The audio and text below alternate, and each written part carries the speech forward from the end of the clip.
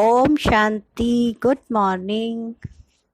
आज प्यारे बाबा की 8 अक्टूबर 2020 के महावाक्य हैं।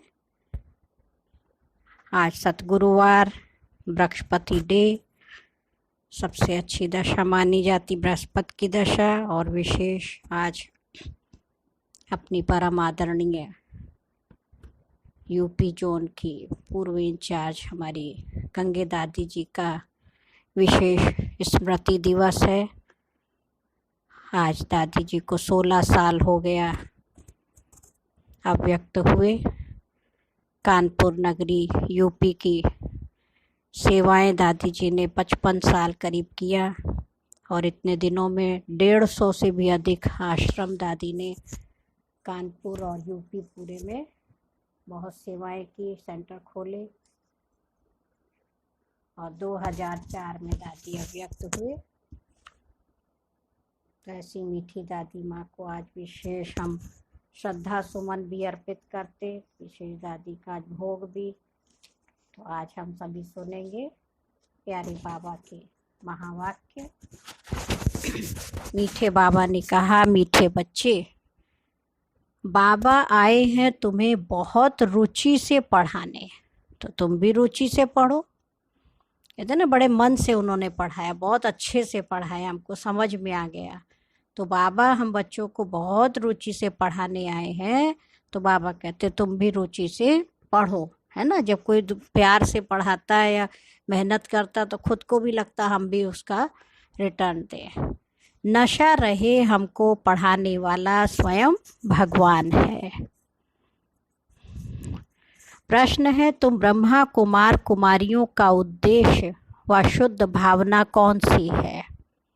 उत्तर है, तुम्हारा उद्देश्य है कल्प 5000 वर्ष पहले की तरह फिर से श्रीमत पर विश्व में सुख और शांति का राज्य स्थापन करना। तुम्हारी शुद्ध भावना है ना, कि हम भी बाबा समान बने। बाबा ने कहा तुम्हारी शुद्ध भावना है कि श्रीमत पर हम सारे विश्व की सद्गति करेंगे। तुम नशे से कहते हो हम सबको सद्गति देने वाले हैं। तुम्हें बाप से पीस प्राइज मिलती है, नरकवासी से स्वर्गवासी बनना ही प्राइज लेना है। ओम शांति। बाबा ने कहा, स्टूडेंट जब पढ़ते हैं तो खुशी से पढ़ते हैं, है ना, उमंग से पढ़ते हैं, दुखी होके नहीं, मजबूरी से पढ़ना है, क्या करें, है ना। तो बाबा कह रहे आप बच्चे भी स्टूडेंट हो तो बहुत खुशी से उमंग से बाबा की पढ़ाई हमें पढ़नी है। तो ये नशा हो कि स्वयं भगवान हमें पढ़ा रहे हैं। टीचर भी बहुत खुशी से रुचि से पढ़ाते हैं। रूहानी बच्चे ये जानते हैं कि बेहद का बाप जो टीचर भी है हमको बहुत रुचि से पढ़ाते हैं। उस पढ़ाई में तो बाप अलग होता, टीचर अलग होता जो पढ़ाते हैं, है ना। कोई कोई का बाप ही टीचर भी होता है, जो पढ़ाते हैं तो बहुत रुचि से पढ़ाते हैं, क्योंकि फिर भी ब्लड कनेक्शन होता है ना। अपना समझ कर बहुत रुचि से पढ़ाते हैं। अब ये बाप तुम्हें कितना रुचि से पढ़ाते होंगे, तो बच्चों को भी कितना रुचि से पढ़ना चाहिए।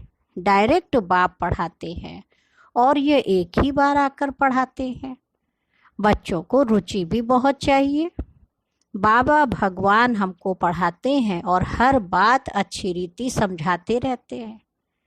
कोई कोई बच्चों को पढ़ते पढ़ते विचार आते हैं ये क्या है, ड्रामा में ये आवागमन का चक्र है, परंतु यह नाटक रचा ही क्यों, इससे क्या फ़ायदा। बस सिर्फ ऐसे ही चक्र लगाते रहेंगे, इससे तो छूट जाए तो अच्छा है। जब देखते हैं ये तो 84 का चक्र लगाते ही रहना है, तो ऐसे ऐसे ख्यालात आते हैं। भगवान ने ऐसा क्यों खेल रचा, जो आवागमन के चक्र से ही छूट ही नहीं सकते, इससे तो मोक्ष मिल जाए। तो ऐसे ऐसे ख्यालात कई बच्चों को आते हैं। इस आवागमन से दुख सुख से छूट जाए। बाप कहते बच्चे ये कभी हो नहीं सकता। हाँ, आज दुख है तो हम चाहते हैं कि हम छूट जाए इस बंधन से, और जहाँ थोड़ा भी सुख आता है, थोड़ा भी तबीयत ठीक हुई, तो कभी नहीं चाहेंगे हम बीमार पड़े या हम, हाँ, शरीर छूटे। तो कहीं ना कहीं तन का, मन का या धन का कोई ना कोई कमी कमजोरी होती है, तब दिल होती है ना। ऐसे तो मोक्ष नहीं चाहते। तो बाबा कहते ये सारे सुख तो सतयुग में मिलेंगे तुमको, तो तुम परेशान नहीं हो। तो बाबा ने कहा कि मोक्ष पाने के लिए कोशिश करना भी देखो वेस्ट हो जाता है ना। बाप ने समझाया एक भी आत्मा पार्ट से छूट नहीं सकती। आत्मा में अविनाशी पार्ट भरा है, वह है ही अनादि अविनाशी। बिल्कुल एक्यूरेट एक्टर्स हैं, एक भी कम जास्ती नहीं हो सकता। एक्टर्स भी एक्यूरेट, सबका पार्ट भी एक्यूरेट है वंडरफुल बात। तुम बच्चों को सारी नॉलेज है, इस ड्रामा के पार्ट से कोई छूट नहीं सकता, ना कोई मोक्ष पा सकता है। सब धर्म वालों को नंबर वार आना ही है। बाप समझाते हैं ये बना बनाया अविनाशी ड्रामा है। तुम भी कहते हो बाबा जब जान गए, हाँ, कैसे हम 84 का चक्र लगाते, ये भी समझते हो। पहले पहले जो आते होंगे वो 84 जन्म लेते होंगे, और पीछे आने वाले के जरूर कम जन्म होंगे। यहाँ तो पुरुषार्थ करने का है, पुरानी दुनिया से नई दुनिया जरूर बननी है। बाबा हर एक बात बार बार समझाते रहते, क्योंकि नए नए बच्चे आते रहते, उनको आगे की पढ़ाई कौन पढ़ाए। तो बाप नए नए को देख फिर पुरानी पॉइंट्स ही रिपीट करते हैं। तुम्हारी बुद्धि में सारी नॉलेज है, जानते हो शुरू से लेकर कैसे हम पार्ट बजाते आए हैं। तुम यथार्थ रीति जानते हो, कैसे नंबरवार आते हैं, कितने जन्म लेते हैं। इस समय ही बाप आकर ज्ञान की बातें सुनाते हैं। सतयुग में तो है ही प्रारब्ध, यह इस समय तुमको ही समझाया जाता है। गीता में भी शुरू में फिर पिछाड़ी में ये बात आती है, मन मना भव, है ना। गीता में भी देखो लिखा है, मन ही मन से मेरे हो जाओ। पढ़ाया जाता है स्टेटस पाने के लिए। तुम राजा बनने के लिए अब पुरुषार्थ करते हो, और धर्म वालों का तो समझाया है कि वह नंबरवार आते हैं। धर्म स्थापक के पिछाड़ी सबको आना पड़ता है, राजाई की बात ही नहीं है। एक ही गीता शास्त्र है जिसकी बहुत महिमा है। भारत में ही बाप आकर सुनाते हैं और सबकी सदगति करते हैं। वह धर्म स्थापक जो आते हैं, वो जब मरते हैं तो बड़े बड़े तीर्थ बना देते हैं। वास्तव में सबका तीर्थ यह भारत ही है, जहाँ बेहद का बाप आते हैं। बाप ने भारत में ही आकर सर्व की सदगति की है। तो बाबा कहते, बच्चे मुझे लिबरेटर गाइड कहते हो ना, हम तुमको इस पुरानी दुनिया, दुख की दुनिया से लिबरेट कर शांति धाम, सुख धाम में ले जाते हैं। बच्चे जानते हैं बाबा हमें शांति धाम, सुख धाम ले जाएंगे, बाकी सब शांति धाम जाएंगे। दुख से बाप आकर लिबरेट करते हैं। उनका जन्म मरण तो है नहीं, बाप आया फिर चला जाएगा। उनके लिए ऐसे थोड़ी कहेंगे कि मर गया, है ना। जैसे शिवानंद के लिए कहेंगे शरीर छोड़ दिया, फिर क्रियाकर्म करते हैं। अब ये बाप चला जाएगा तो इनका क्रियाकर्म, सेरेमनी आदि कुछ भी नहीं करना होता। नहीं, शिव बाबा आया चला गया, उनके तो आने का भी पता नहीं पड़ता। क्रियाकर्म आदि की तो बात ही नहीं है ना। और सब मनुष्यों का क्रियाकर्म करते हैं, लेकिन बाप का क्रियाकर्म तो होता ही नहीं है ना। शिव बाबा का क्या करेंगे, वो तो कब आए कब चले गए मालूम ही नहीं, उनको शरीर ही नहीं है। सतयुग में ये ज्ञान भक्ति की बातें होती नहीं है, ना ज्ञान की बातें होंगी ना भक्ति की बातें होंगी। वो अपने में ही मस्त होंगे, जैसे छोटे बच्चे होते हैं ना, उनको कुछ नॉलेज नहीं, वो अपने में ही मगन रहते हैं और बहुत खुश रहते हैं। तो वैसे ही एकदम इनोसेंट अवस्था सतयुगी दुनिया की होगी। ये अभी चलती है ना, ज्ञान और भक्ति की बातें, और वो सब भक्ति ही सिखलाते हैं। आधा कल्प है भक्ति, फिर आधा कल्प के बाद बाप आकर ज्ञान का वर्षा देते हैं। ज्ञान कोई वहाँ साथ नहीं चलता है, वहाँ बाप को याद करने की दरकार ही नहीं रहती। मुक्ति में है, वहाँ याद करना होता है क्या? नहीं ना, दुख की फरियाद वहाँ होती ही नहीं है। देखो कितनी वंडरफुल दुनिया बाबा हम बच्चों के लिए बना रहे हैं। तो बाबा कहते खुशी होनी चाहिए कि वहाँ किसी चीज की दरकार ही नहीं है, कुछ पुकारना ही नहीं है ना। बहुत पावन प्योर दुनिया।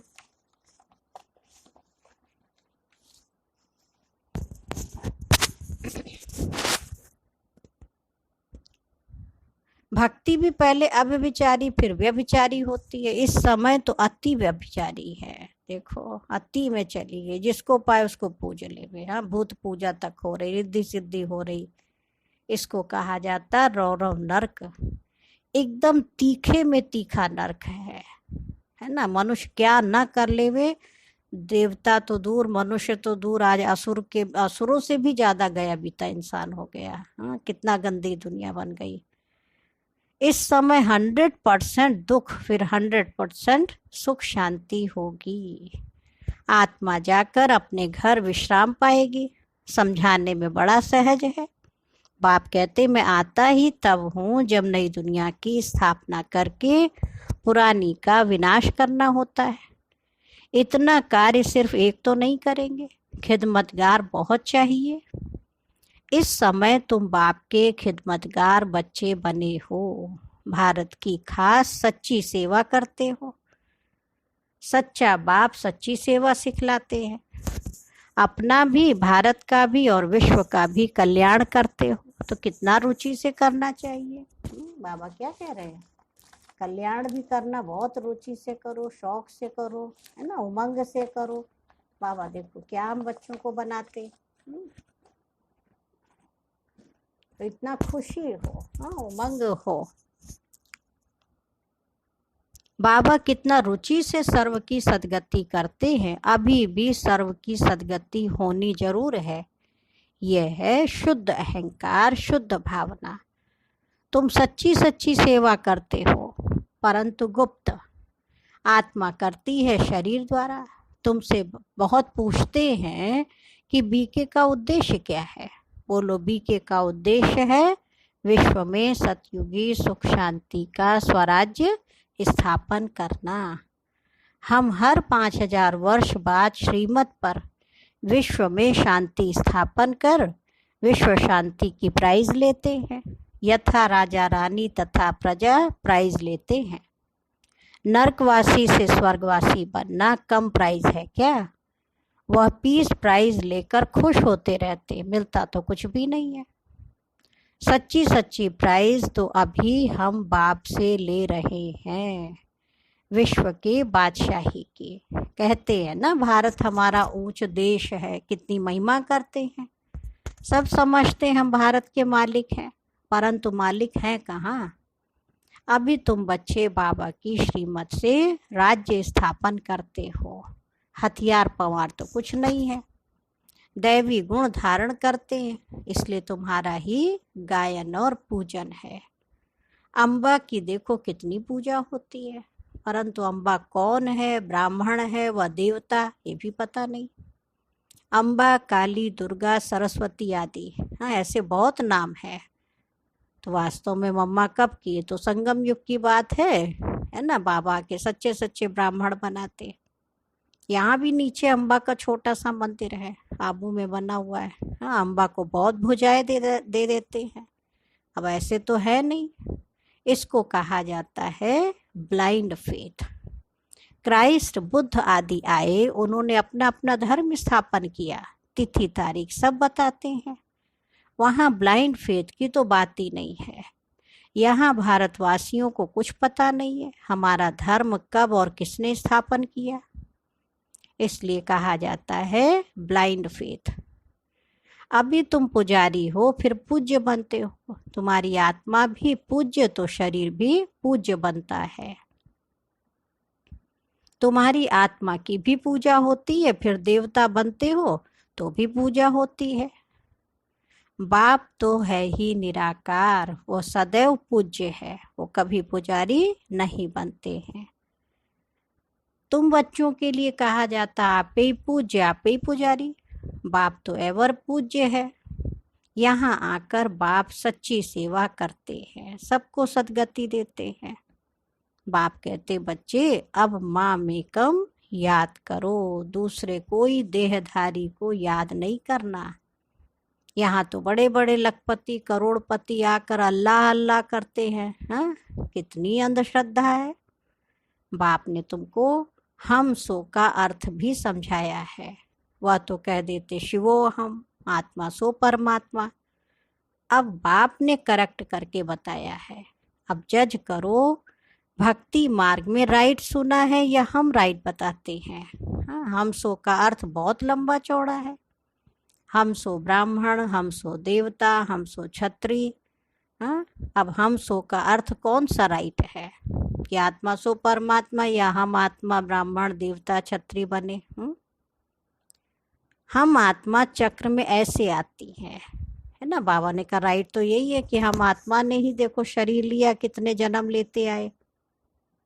विराट रूप का भी चित्र है, इसमें चोटी ब्राह्मण और बाप को दिखाया ही नहीं है। देवताएं कहाँ से आए, पैदा कहाँ से हुए। कलयुग में तो है शूद्र वर्ण। हाँ, सतयुग में फट से देवता वर्ण कैसे हुआ, कुछ भी समझते नहीं है। भक्ति मार्ग में मनुष्य कितना फंसे रहते हैं। कोई ने ग्रंथ पढ़ लिया, ख्याल आया, मंदिर बना लिया, बस ग्रंथ बैठ सुनाएंगे। मनुष्य, बाबा ने कहा बहुत मनुष्य आ जाते, बहुत फॉलोअर्स बन जाते, फायदा तो कुछ भी नहीं होता। बहुत दुकान निकल गए हैं। अब यह सब दुकान खत्म हो जाएंगे। ये दुकानदारी सारी भक्ति मार्ग में है, इनसे बहुत धन कमाते हैं। सन्यासी कहते हैं हम ब्रह्म योगी तत्व योगी हैं। जैसे भारतवासी वास्तव में है देवी देवता धर्म के, परंतु हिंदू धर्म कह देते हैं। वैसे ब्रह्म तो तत्व है जहाँ आत्माएं रहती हैं। उन्होंने फिर ब्रह्म ज्ञानी तत्व ज्ञानी नाम रख दिया है, नहीं तो ब्रह्म तत्व है रहने का स्थान। तो बाप समझाते कितनी भारी भूल कर दी है। ये सब है भ्रम, मैं आकर सब भ्रम दूर कर देता हूँ। भक्ति मार्ग में कहते भी हैं हे प्रभु तेरी गतमत न्यारी है। गति तो कोई कर ना सके। हाँ, मतें तो अनेकानेक मिलती हैं। यहाँ की मत कितनी कमाल कर देती है, सारे विश्व को चेंज कर देती है ना। बाबा जो राय देते हैं देखो कितनी अच्छी है, जो सारे विश्व को ही परिवर्तन करके स्वर्ग बना देते। अभी तुम बच्चों की बुद्धि में है इतने सब धर्म कैसे आते हैं, फिर आत्माएं कैसे कैसे अपने अपने सेक्शन में जाकर रहती हैं।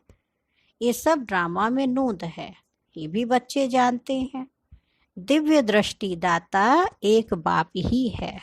बाबा को कहा ये दिव्य दृष्टि की चाबी हमको दे दो तो हम कोई को साक्षात्कार करा दें। हाँ, बोला नहीं, ये चाबी किसको मिल नहीं सकती। हाँ, उनके एवज में तुमको फिर विश्व की बादशाही दे देता हूँ। शिव बाबा ने क्या कहा, चाबी नहीं दूंगा लेकिन तुम्हें स्वर्ग का मालिक बना दूंगा।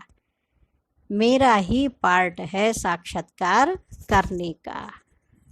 साक्षात्कार होने से कितना खुश हो जाते हैं, परंतु मिलता तो कुछ भी नहीं है। ऐसे नहीं कि साक्षात्कार से कोई निरोगी बन जाते हैं या धन मिल जाता है, नहीं। मीरा को साक्षात्कार हुआ परंतु मुक्ति को थोड़ी पाया। मनुष्य समझते वो रहती वैकुंठ में थी, परंतु वैकुंठ कृष्णपुरी है कहाँ। यह सब है साक्षात्कार। तो बाप बैठ सब बातें समझाते हैं। इनको भी पहले पहले विष्णु का साक्षात्कार हुआ तो बहुत खुश हो गया। वह भी जब देखा कि मैं महाराजा बनता हूँ। हाँ, ब्रह्मा बाबा ने देखा ना, बहुत खुशी हुई। विनाश भी देखा, फिर राजाई का भी देखा, तब निश्चय बैठा, ओहो मैं तो विश्व का मालिक बनता हूँ। बाबा की प्रवेशता हो गई। बस बाबा ये सब आप ले लो, हमको तो विश्व की बादशाही चाहिए। तो बाबा कहते तुम भी ये सौदा करने आए हो ना, जो ज्ञान उठाते हैं उनकी फिर भक्ति छूट जाती है ना। आप ही समझ में आ जाता हम ही को इतना ऊंचा बनना है तो सब छूट जाती पुरानी बातें। अच्छा, मीठे मीठे सिकील थे बच्चों प्रति, मात पिता बाप दादा का याद प्यार और गुड मॉर्निंग। रूहानी बाप की रूहानी बच्चों को नमस्ते। हम रूहानी बच्चों की रूहानी मात पिता बाप दादा को याद प्यार नमस्ते और गुड मॉर्निंग। शुक्रिया बाबा, शुक्रिया, बेहद दिल से प्यारे बाबा का शुक्रिया। अभी सुनेंगे धारणा के लिए मुख्य सार। फर्स्ट पॉइंट है दैवी गुण धारण कर श्रीमत पर भारत की सच्ची सेवा करनी है। अपना, भारत का और सारे विश्व का कल्याण बहुत बहुत रुचि से करना है, यानी नहीं मजबूरी से नहीं। बाबा करे जैसे रुचि से मैं पढ़ाता हूँ, हाँ वैसे रुचि से तुम बच्चे भी पढ़ो और कल्याण करो अपना। सेकंड पॉइंट है ड्रामा की अनादि अविनाशी नोंद को यथार्थ समझ कोई भी टाइम वेस्ट करने वाला पुरुषार्थ नहीं करना है। व्यर्थ ख्यालात भी नहीं चलाने हैं। कितना वेस्ट थॉट करते हैं, उसकी स्पीड इतना तेज होती है कि रोकना मुश्किल। और पॉजिटिव थॉट, समर्थ संकल्प, अच्छे संकल्प करते हैं तो धीरे धीरे चलते देखिए। तो हमेशा फिर अच्छे संकल्प करें ना तो नॉर्मल चलता रहे, हमारा हार्ट बीट भी सही रहे, तबीयत भी सही रहेगी। आज प्यारे बाबा का वरदान है एकाग्रता के अभ्यास द्वारा एक रस स्थिति बनाने वाले सर्व सिद्धि स्वरूप भव। बाबा ने कहा जहाँ एकाग्रता है वहाँ स्वतः एक रस स्थिति है। एकाग्रता से संकल्प, बोल और कर्म का व्यर्थपन समाप्त हो जाता है और समर्थपन आ जाता है। एकाग्रता अर्थात एक ही श्रेष्ठ संकल्प में स्थित रहना। जिस एक बीज रूपी संकल्प में सारा वृक्ष रूपी विस्तार समाया हुआ है। एकाग्रता को बढ़ाओ तो सर्व प्रकार की हलचल समाप्त हो जाएगी। सब संकल्प, बोल और कर्म सहज सिद्ध हो जाएंगे। इसके लिए एकांतवासी बनो। और आज का स्लोगन है एक बार की हुई गलती को बार बार सोचना, अर्थात दाग पर दाग लगाना है ना। गलती हो गई उसको क्या करो, बीती को बिंदी लगाओ, फुल स्टॉप लगाओ। बार बार सोचेंगे तो क्या होगा, और ही दाग पे दाग लगता जाएगा। एक तो गलती किया फिर फालतू सोच करके और उसको बढ़ाते हैं, है ना। तबीयत भी खराब हो और कितना फिर हम व्यर्थ सोचते हैं तो और चीज़ों में मन ही नहीं लगेगा, योग भी नहीं लगेगा। इसलिए बाबा ने कहा बीती बातों को बिंदी लगाओ। और आज अव्यक्त इशारे की 8th पॉइंट है। मीठे बाबा ने कहा कि बाप ने अधिकार दिया है अपने आप का मालिक बनो, लेकिन मालिक अर्थात रचयिता बनने के बजाय स्वयं को रचना अर्थात देह समझ लेते हो। इसलिए माया रचयिता के ऊपर रचयिता बन अपना अधिकार रखती है। हर बाबा ने हमको अधिकारी बना दिया और माया क्या कर रही है, वो हमारी बन गई। देखो, हाँ, हमारे ऊपर अधिकार रखने लगी। जब माया के आगे रचना बन जाते हो तब अधीन बन जाते हो। तो अधिकारीपन की स्मृति स्वरूप बनो, है ना। बच्चे ना बन जाओ उसके आगे, वो फिर हमको तंग करेगी। हम राजा बन के, रचयिता बन के उसको खत्म करें, है ना। तो स्वयं को रचना नहीं समझना अर्थात देह समझ लेते हैं ना, इसलिए गड़बड़ हो जाती है। तो अपने आप पर ध्यान रखना, अधिकारीपन की स्मृति में सदा रहना है। और आज स्वमान भी याद रखेंगे, मैं आत्मा सर्व सिद्धि स्वरूप हूँ। अच्छा, ओम शांति। ओम शांति। ओम शांति।